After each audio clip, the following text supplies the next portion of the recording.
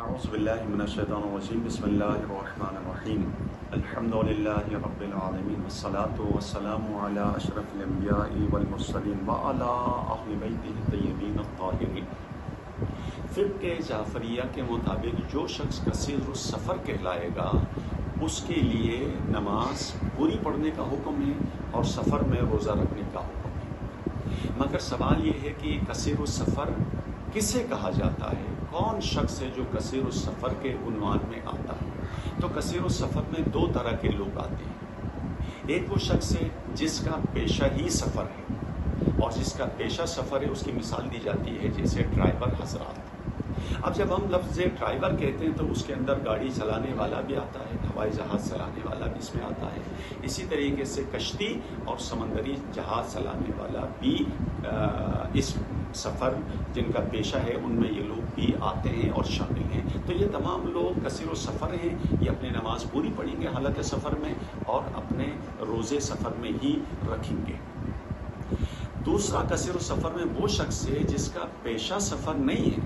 مگر وہ اپنے کاروبار کے حوالے سے، اپنے روزگار کے حوالے سے یا ملازمت کے حوالے سے وہ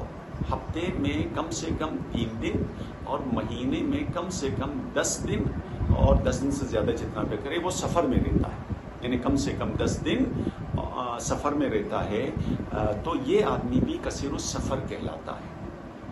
لیکن شرط یہ ہے کہ یہ جو آدمی ہفتے میں کم سے کم 3 دن سفر کر رہا ہے یا مہینے میں کم سے کم 10 دن سفر کر رہا ہے، سال میں اس کے سفر کی تعداد 6 مہینے ہونی چاہیے۔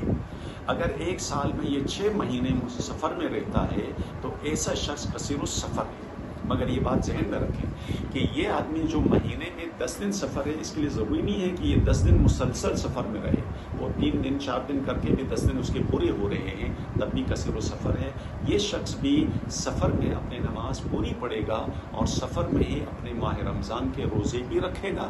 اور ماہ رمضان کے علاوہ باقی مہینوں میں کوئی اور قضا روزہ، کفارے کا روزہ، نذر کا روزہ رکھنا چاہتا ہے تو وہ بھی سفر میں رکھ سکتا ہے، اس کے لیے اجازت ہے۔